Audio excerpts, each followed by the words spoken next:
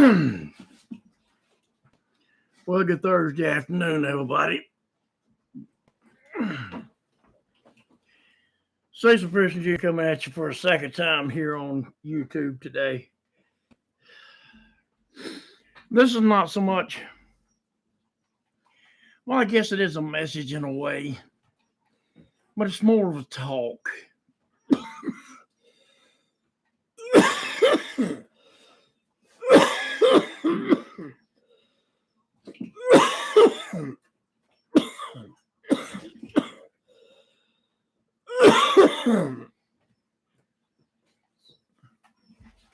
It ain't a gripe session. It ain't a fussing session, nothing like that. It's just,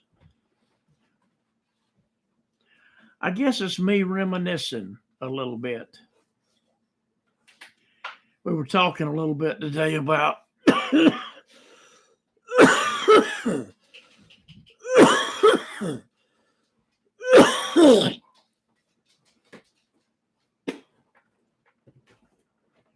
looking back at them old lives, and being thankful what God brought us from. And I truthfully am thankful that God brought me out of all the things that was bad about my life. But as bad as my life was, there was some good to it. And I got to thinking today, coming back from town, about some of that good. When I first moved back to Georgia with my wife and my kids, because I wanted my kids to grow up in a simple place like I did. See, I grew up in a rural South Georgia town called Collins, Georgia.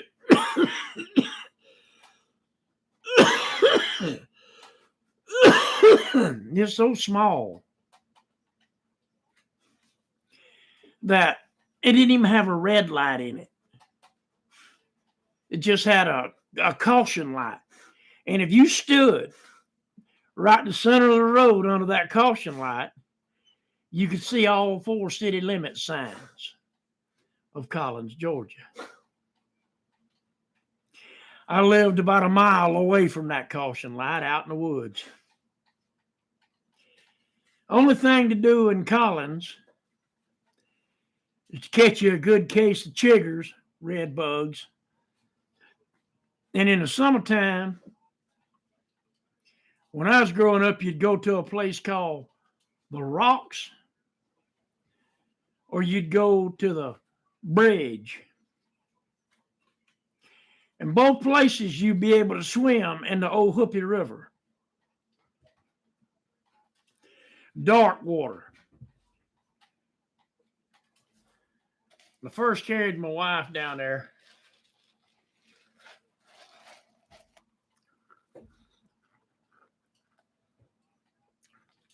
One of the things she noticed was the miles and miles and miles of dirt road. Let me just look and see.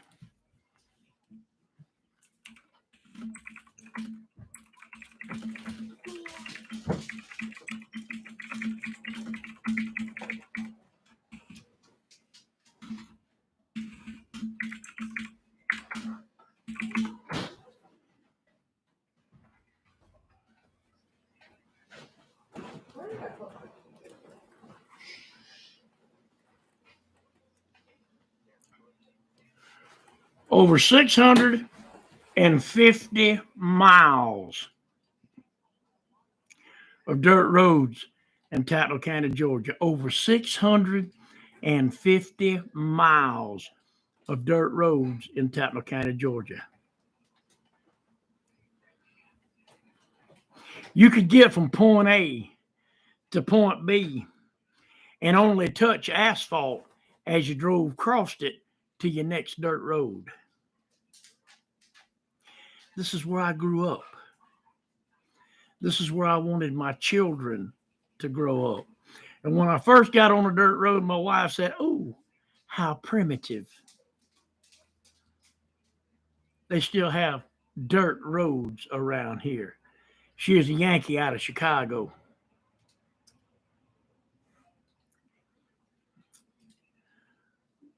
My kids thought it was kind of lame, them dirt roads, Nothing big to go do. I mean, you could go over to the Gordonia State Park and play on the equipment, the swings and the merry-go-rounds and in the barrel. You go down to the pond that they had there and you could fish if the alligator didn't steal your bait. Like I say, about the most you could do in Tatnall County, Georgia, is get you a good case of red bugs, chiggers, or go swimming. And in the wintertime, you can't do either one of them. Ain't no movie theaters. Ain't no big sit-down restaurants. None of that. Just slow. And then my wife, she started riding these dirt roads going to work. And she realized that wasn't nobody cutting you off. Wasn't nobody flipping you off or shaking their fist out the window. Wasn't none of that. If you met somebody on a dirt road, you always got a big one-handed wave go up like that. You'd throw your hand up and wave back. You wouldn't know the people, but you'd wave at them anyway. And I wanted my kids to experience that. And a few days ago, my Mattie Ann told me, "I'm glad to be back here where these dirt roads are. Daddy, I don't ever want to leave here again." And I understand that because it was a simpler time for me. And it's a simpler time for her now. Because she's back where life is slower. People still care about one another. Not like it is around here. Man, you can't find a dirt road around here. It's a bunch of people never been on a dirt road, and honey, their life shows it.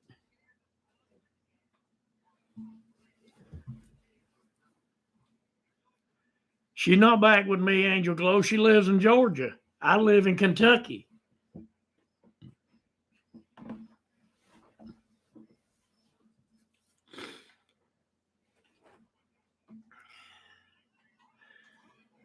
Here where I live, there's a few dirt roads, but they only lead back to the lakes.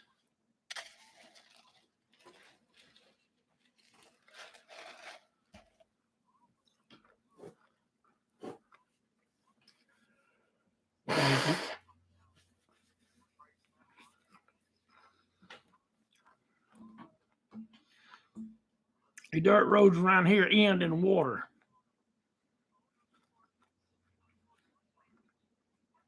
Not in Georgia. See, we used to go walk these dirt roads, and there's these trees that grew alongside of them. And they had about yay big around, I guess. About as big around as a gumball. Little plums, had one seed right in the middle of it. Wild plums that you could go pick and make jelly. Blackberries grew along the sides of the road. And it wasn't nothing to see people stop and just pick blackberries so they could go home and make jelly. Right down the road from my Grandma Ruth's house, the dirt road from my Grandma Ruth's house, was two huge black muscadine grapevines. You could go down there and you could pick grapes all day and not make a dent in these grapevines. They just grew wild. You pick them grapes and pick up 7 or 8 gallons of them. You take them home, and Mama would make grape muscadine jelly. Woo! Fig trees grew wild. You just go stop anywhere and pick you a 5-gallon bucket of figs. What's them things called? Pomegranates. Pomegranate trees growing wild. Stop and get you a pomegranate if you wanted it. I mean, it was that kind of lifestyle that I grew up in. And people wonder why I look back at that time and go, I don't understand today. I don't understand how today we even live.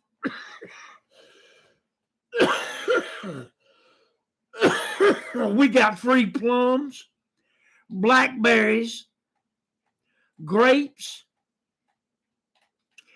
figs that we made jellies and preserves out of.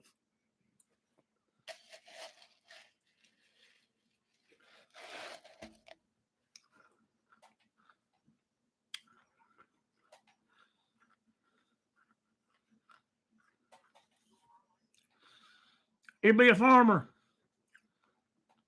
He plant 50 acres of tomatoes.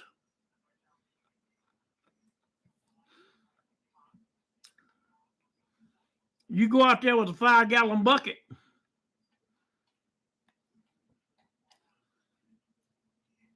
Pick as many buckets as you want.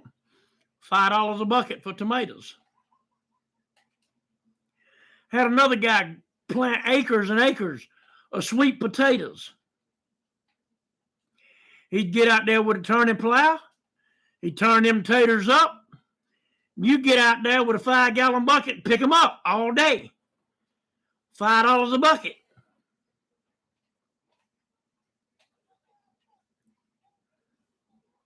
Corn. Silver Queen sweet corn. Acres of it planted. Go out there and pick you a bushel of it. $7. For a bushel of corn, 64 a year. $7.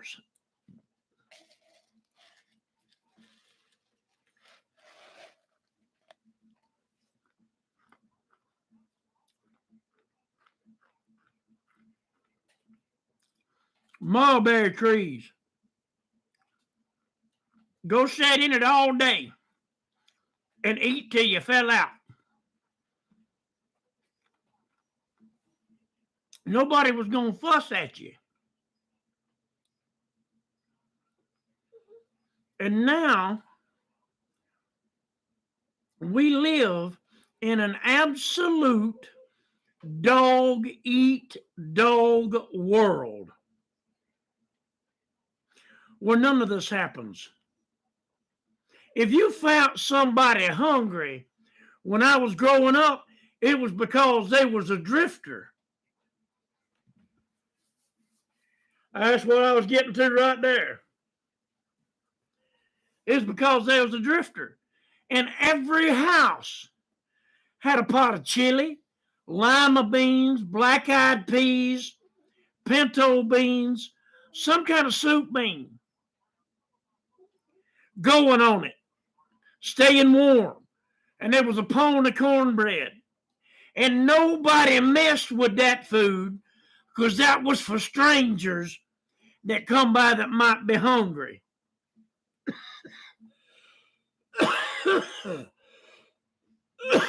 It wasn't nothing to go up to my grandma Ruth's house and see 7 or 8 people you didn't know sitting on the front porch, glass of tea between their feet, bowl of chili or soup beans in their hand, and a piece of cornbread being fed before they continued about their way. That was an everyday occurrence.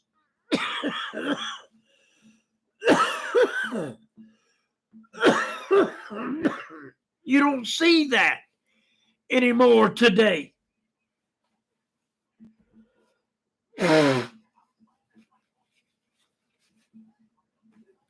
Preachers didn't need to get in the pulpit and tell you, you got to clothe the naked. You've got to feed the hungry. You've got to give water those who thirsty. You got to go visit the sick and in prison. It was just stuff you did. It was just stuff that you did. You did it. It was normal. I don't understand today's time where normal is, you come on my land, I shoot you. I don't get that.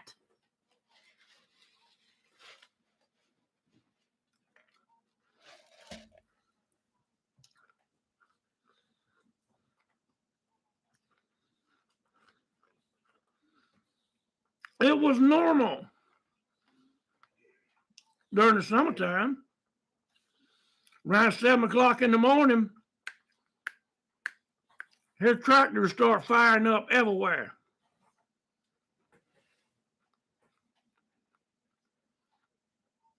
It's time to go to the field.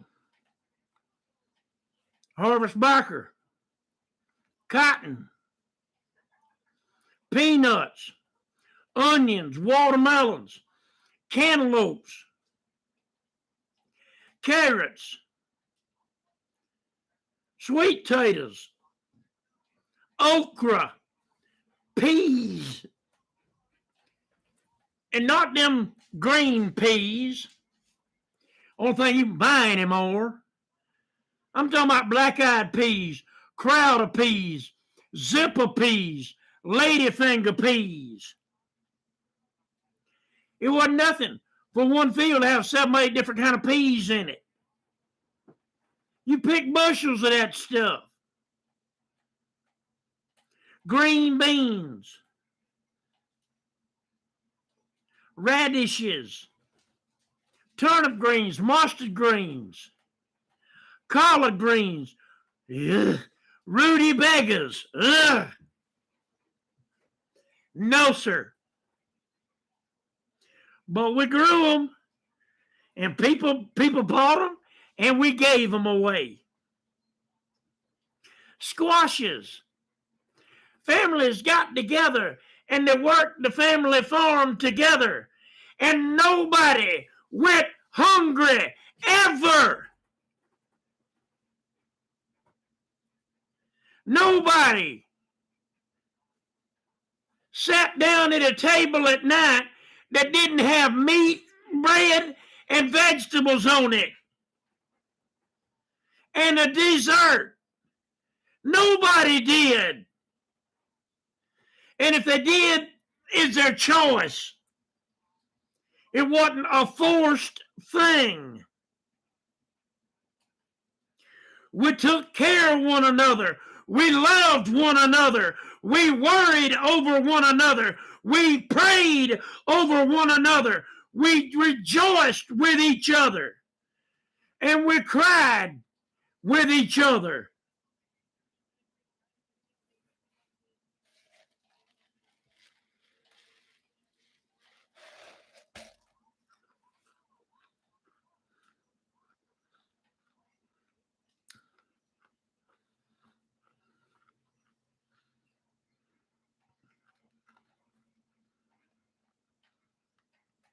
Nowadays, you go to a restaurant with your family, sit down, and instead of everybody sitting there talking and telling about their day or their week,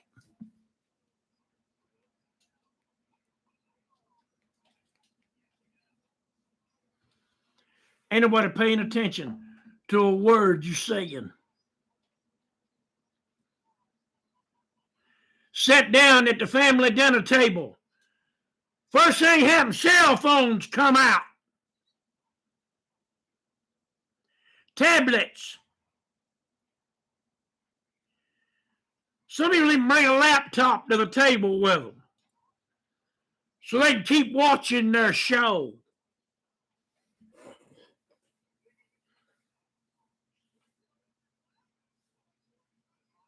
I remember a time, if I wanted to talk to my girlfriend,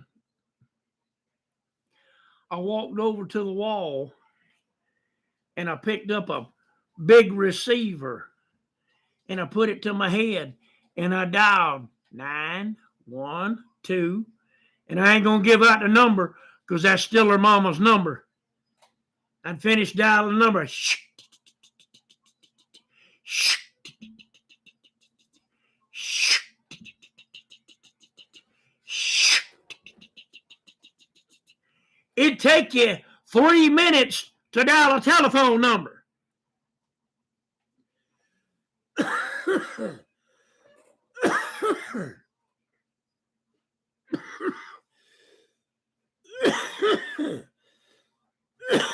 And then my girlfriend's daddy would answer the phone. And he'd be like, hello. Hello. Can I talk to Michelle? No, she's busy right now doing dishes. Bam! And hang up that phone. I knew I needed to wait at least an hour before I called back to try to talk to her again. And I might get to talk to her for 5 or 10 minutes. There wasn't none of this. If you wanted to have a conversation with somebody, you had to open your mouth and speak. You want to know why everybody sounds like Joe Biden when they try to talk now? It's because they can't talk without their thumbs.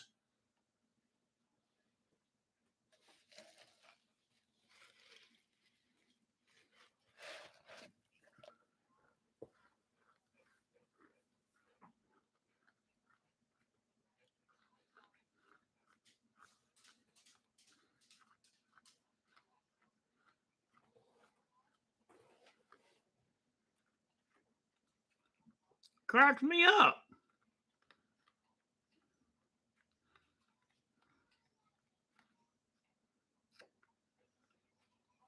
Used to in grocery stores, and people would engage you in conversation.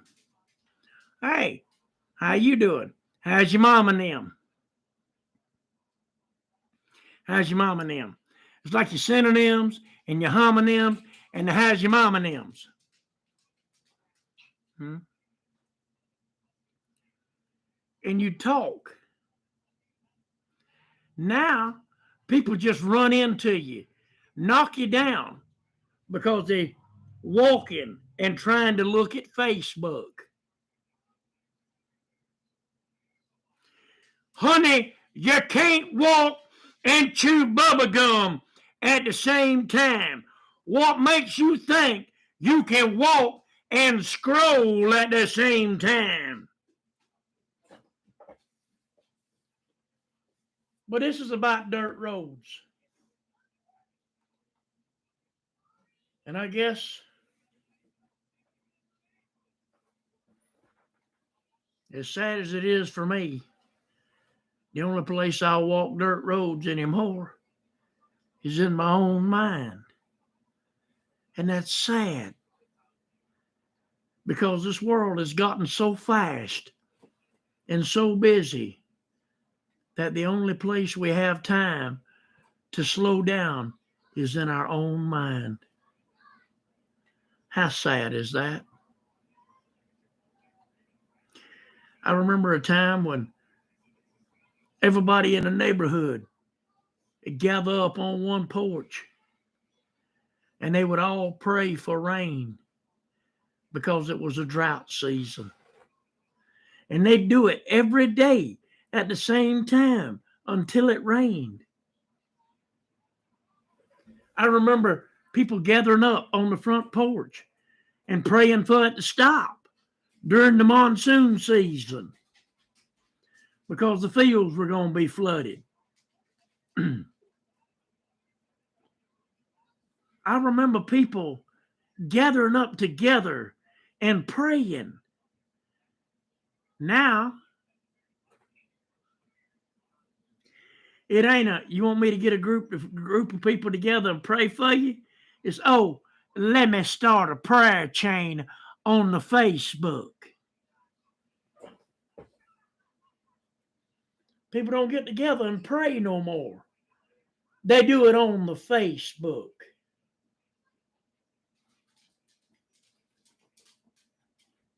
How sad is it that the only place you got time for God is walking the dirt roads of your own memories? I love you guys. I'll talk to you tomorrow.